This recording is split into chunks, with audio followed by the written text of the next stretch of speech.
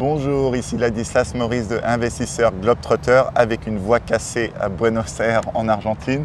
Et je suis ici aujourd'hui avec Max. Max, comment allez-vous? Bonjour, ça va? Très très bien. Excellent. Donc aujourd'hui, nous allons visiter 2 appartements ici à Buenos Aires et nous allons faire tous les chiffres de rendement locatif pour le long terme et pour le long terme. Donc Max, vous êtes à la base américain et argentin, mais vous parlez un peu français. Un peu français, oui. J'ai étudié 3 ans à l'école. C'est pas parfait, mais je peux dire quelques phrases. Parfait. Donc merci beaucoup vraiment de parler français aujourd'hui. Donc vous avez une agence immobilière ici à Buenos Aires qui est spécialisée pour aider les étrangers à investir ici dans l'immobilier. Oui, exactement. Et nous aidons les étrangers qui visitaient et de temps en temps ils ont un désir d'acheter real estate et nous les aidons. Oui. Ok, oui, c'est que bon, on en discutera un peu plus tard, mais investir dans l'immobilier ici à Buenos Aires, c'est très bureaucratique, c'est pas facile. Il faut vraiment avoir de l'aide professionnelle pour ça. Oui, c'est bureaucratique et c'est pas impossible, mais c'est pas recommandable de le faire seul. Oui, tout à fait. Donc, il y a 2 appartements que nous allons voir aujourd'hui. Est-ce que vous pouvez nous expliquer un peu la différence entre les deux et pourquoi vous avez choisi ces 2 appartements? Certainement. C'est 2 départements qui sont très différents, les deux. Le premier appartement, c'est ici, à le quartier, au barrio, on dit, Retiro, qui c'est un quartier antique et classique. Et l'appartement, c'est un appartement de 3 chambres. Et c'est vieux, c'est antique, c'est classique. Et le deuxième, c'est à Palermo, qui est un quartier plus nouveau, plus gentrifié. C'est plus populaire avec les personnes de 40, 30, 20, etc.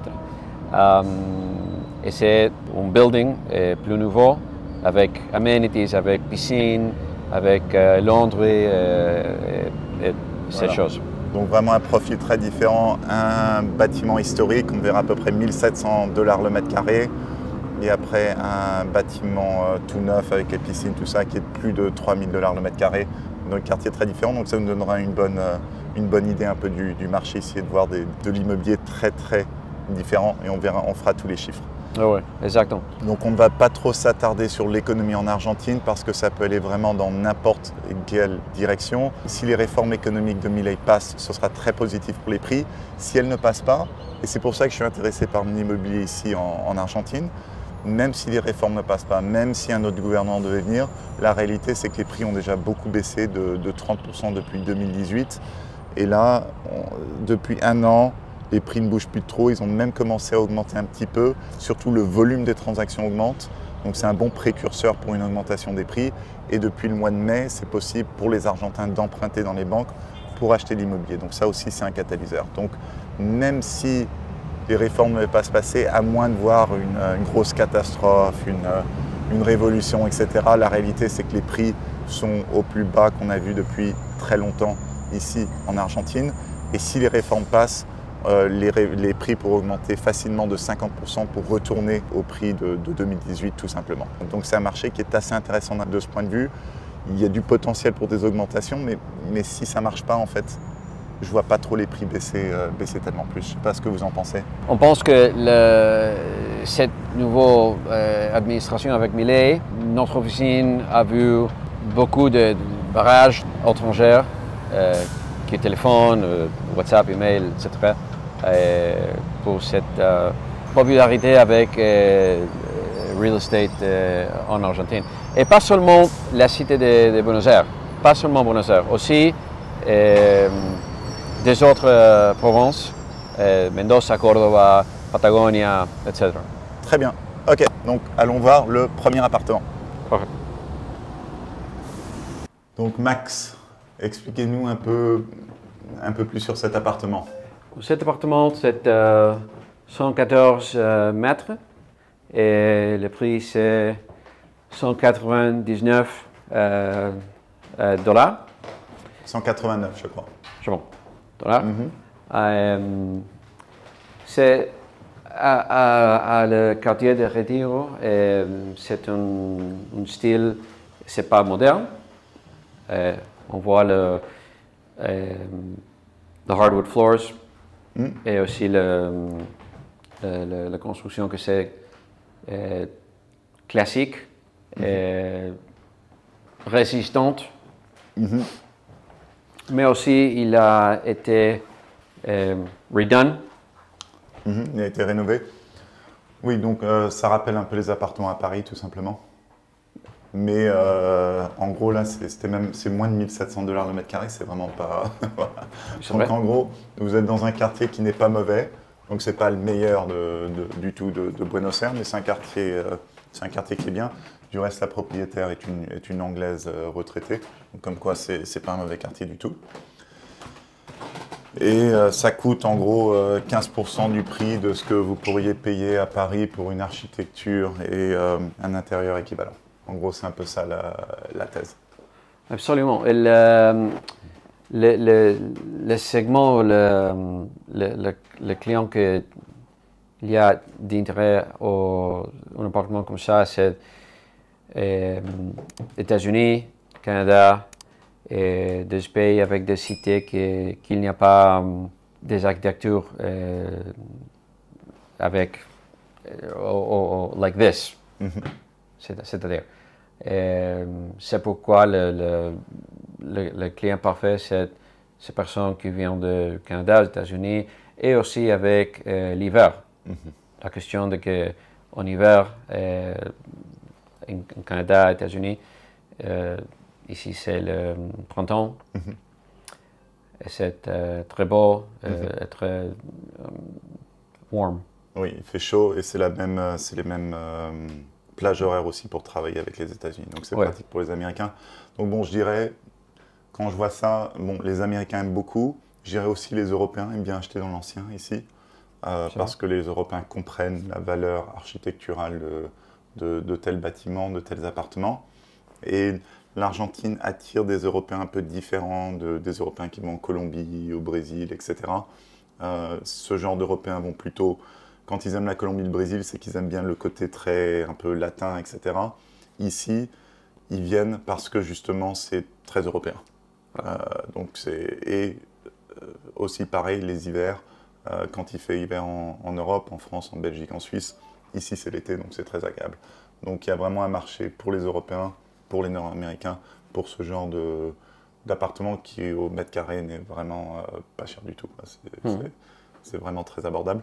Donc maintenant on va s'asseoir et on va faire tous les chiffres en détail pour calculer le retour sur l'investissement, les rendements locatifs pour le long terme et pour le court terme. Parfait. Allons-y. Très bien. Donc 189 000 $. À combien est-ce qu'on pourrait négocier cet appartement s'il y avait une négociation à peu près raisonnable? 6%, 8%. Ok, donc 180 000 $. Oui, okay. Exactement. Et les frais d'achat, donc notaire, etc., ce serait de combien à peu près? Oui, aussi le fee de l'agence, les notaires, ça c'est tout. Ok, et les impôts, les taxes? 10%. 10% approximativement. Ok, 10% à peu près. Ok, très bien. Donc, disons, j'achète cet appartement et je vous dis, Max, est-ce que vous pouvez gérer cet appartement pour moi et le mettre sur le marché du long terme? Donc, si je veux un contrat 1 an, 2 ans, ici c'est surtout des contrats de 2 ans. Donc, combien est-ce que je pourrais en tirer en termes de loyer par mois? Et cet appartement, il y a 3 chambres, approximativement 800 pour mois. Pour le taux d'occupation, on va prendre 11 mois sur 12. C'est que bon, c'est facile de trouver des locataires. C'est une ville de 16 millions d'habitants, donc il y a toujours des gens qui recherchent du logement. En termes des frais, donc quels sont vos frais pour la gestion immobilière? Nous le faisons pour 5% pour moi. Et pour trouver des locataires, quels sont vos frais? C'est 4,15% sur le contrat. Sur la durée du contrat. Donc si c'est un contrat de 2 ans, 4,15% sur les 2 ans. Oui. Ok, très bien. Et les frais de copropriété, qui paye les frais de copropriété? Les locataires, ils paient tout. Pas seulement ça, mais aussi l'eau, le gaz, Internet, Ok. TV. Et la taxe foncière, qui paye la taxe foncière? Le taxe est payé avec le propriétaire. Et de combien est la taxe foncière? 100 $ pour an. Par an, 100 $ par an. Par an, Ok, ouais. donc vraiment des taxes foncières pas très comparables avec Paris. Et vous conseillerez à vos propriétaires de mettre combien de côté par an pour l'entretien, s'il y a une fuite ou il y a quelque chose à remplacer? 1000 $ plus ou moins. 1000 $, ok. Donc en gros, quand on prend tous ces chiffres, on arrive à un rendement net, vraiment net à peu près 3% avant l'impôt sur le revenu. Donc voilà, on ne vient pas ici pour du rendement sur le long terme. Très bien, donc maintenant on va faire le court terme. Donc c'est le même prix. Et votre agence, vous gérez aussi du court terme, vous faites du Airbnb, etc. Donc vous pensez qu'on pourrait louer cet appartement pour combien par nuit à peu près en moyenne sur l'année, prenant en compte saison haute, saison basse, etc. 80 pour nuit. 80 $. Oui, $ pour nuit. Et le taux d'occupation serait de combien à peu près? 40. 40%. 40%. Ok. Donc ce qu'il faut comprendre, c'est que vraiment l'hiver ici à Buenos Aires, il n'y a pas beaucoup de tourisme.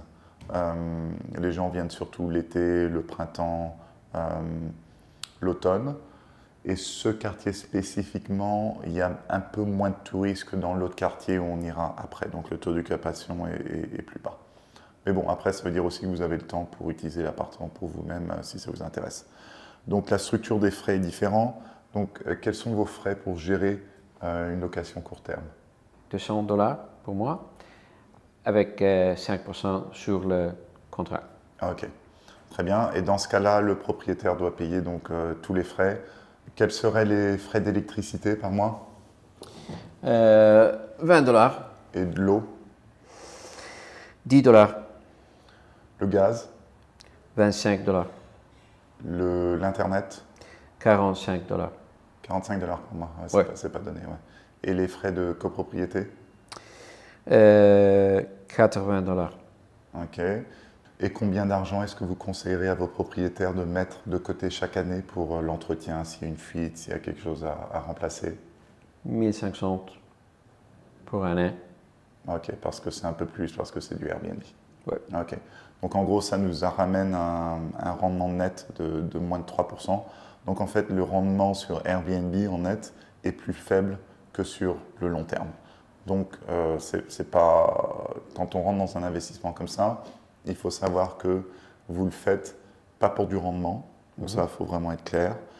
Vous le faites pour la valeur intrinsèque du bien, parce que vous payez moins de 1700 $ le mètre carré pour un appartement rénové historique dans le centre d'une ville de 16 millions d'habitants. Donc vous avez vraiment une valeur fondamentale.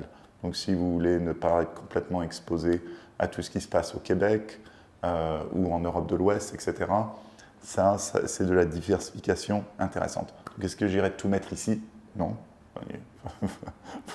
Ce serait de fou de tout mettre en Argentine, mais pour une certaine diversification, ou pour ceux vraiment qui veulent l'aspect lifestyle qui vient avec avoir de l'immobilier comme ça, du lifestyle qui est vraiment unique en Amérique latine et qui est très agréable. Très bien. Donc ça nous donne un bon overview pour ça. Maintenant, on va aller prendre le taxi et on va aller à Palermo, donc à peu près à 25 minutes d'ici. 20 minutes. 20 minutes d'ici. On va aller voir un nouveau bâtiment et on va faire les chiffres là-bas parce que c'est une étude de cas complètement différente. Allons-y. Allons-y. Très bien, donc cet appartement fait combien de mètres carrés? 60 mètres. 60 mètres carrés. Et le prix? 199 000 $. 199 000 $. Et il y a une place de parking souterraine, c'est ça? Oui. Ok. Et ce bâtiment a été construit en quelle année? 2 années, il est complet à 2 années. Ok, donc il est assez récent. Et donc, quels sont les personnes qui sont intéressées par le quartier de ici, Palermo Soho? Parce que c'est très différent de Retiro où on était juste avant. Les jeunes, il y a beaucoup de restaurants la nuit, aussi les digital nomads. et soya, le jeune. Ok, donc un profil très très différent de l'autre côté. Donc ça c'est vraiment à prendre en compte. La personne qui décide de vivre ici n'a rien à voir avec la personne qui décide de vivre à Retiro. Et donc maintenant on va aller faire tous les chiffres en détail.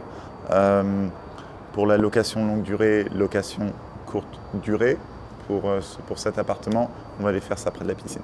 On y va. Très bien Max, donc 199 000, disons, on négocie une négociation à peu près normale. 188. 188, ok, donc 10% de frais de notaire, d'agent, etc. Le loyer par mois, comme ça, sans meubles. $900. Très bien, le taux d'occupation, on utilisera le même, à peu près, les frais d'agence, etc. pareil. La seule chose qui est différente, les frais d'entretien, le budget entretien. $750. Ouais, donc un peu moins bon parce que c'est un appartement plus petit et plus neuf. Donc en gros, ça nous donne un rendement net d'un peu plus de 3%. Donc si on allait, on faisait du Airbnb ici, donc quel serait le prix à la nuit à peu près en moyenne sur l'année? $90. Et le taux d'occupation? 50%. Clair. Le prix de l'électricité? $50. Ici, il y a du gaz, il n'y a pas de gaz? Il n'y a pas de gaz. Ok. L'eau est $10. Et les frais de copropriété? $140. Ok. Et Internet, $45. Ok. Donc quand on fait tous les chiffres, on arrive à un rendement net de 2%. Donc en fait, ce qui ressort vraiment assez fortement, c'est que quand on investit à Buenos Aires, on ne le fait pas pour du rendement locatif, que ce soit sur le long terme, sur le court terme. C'est vraiment un investissement, donc soit lifestyle, ou soit pour se faire des plus-values, parce qu'il y a des catalyseurs en place. C'est assez risqué, mais il y a des catalyseurs en place qui sont intéressants. Et surtout, ça offre une diversification très différente de nos pays dans l'Ouest, que ce soit en Europe de l'Ouest ou au Québec, où nos marchés immobiliers sont très élevés après des années et des années de taux d'intérêt qui étaient bas. Alors que de manière générale, l'économie dans nos pays ne s'améliore pas du tout. Ici, on peut investir dans un pays, donc dans le centre d'une capitale de 16 millions d'habitants pour pas très cher le mètre carré, donc soit dans l'ancien, soit du neuf, avec des catalyseurs et avec un risque qui a un profil de risque complètement différent en fait. Donc quand on pense qu'il va y avoir la crise qui va arriver en Europe, etc., blabla, la crise est déjà passée par ici. La crise n'arrête pas de passer ici depuis 50 ans. Donc c'est déjà dans les prix, surtout que les prix ont beaucoup baissé dans les 6 dernières années. Donc c'est vraiment investir et c'est vraiment une diversification très forte comparée à ce qu'on peut faire d'habituel dans nos pays. Après, est-ce que j'irai mettre beaucoup d'argent en Argentine? Non. Il ne faut certainement pas se surexposer à un pays comme l'Argentine, mais avoir un peu de diversification ici dans ce pays, surtout si vous aimez bien passer du temps ici, par exemple l'hiver, ça a du sens. Excellent. Très bien. Et donc Max écrit mieux en français qu'il ne parle, et surtout Max, tu parles mieux, quand il n'y a pas la caméra, tu parles beaucoup mieux français. Je fais ce que je peux. Donc n'hésitez pas à contacter Max en français, en anglais, en espagnol. Aussi, j'ai écrit tout un article sur le marché immobilier ici à Buenos Aires, avec les quartiers qui sont intéressants pour investir, certains catalyseurs, etc. Vraiment toute une analyse. Donc il y a un lien en dessous avec plus d'informations. Et pareil pour contacter Max. Max, merci beaucoup. Plaisir. Merci. N'oubliez pas de télécharger mon e-book gratuit 12 erreurs à éviter lorsque l'on investit dans l'immobilier international que vous trouverez sur mon site qui contient aussi de nombreux articles sur l'immobilier et l'expatriation. À bientôt.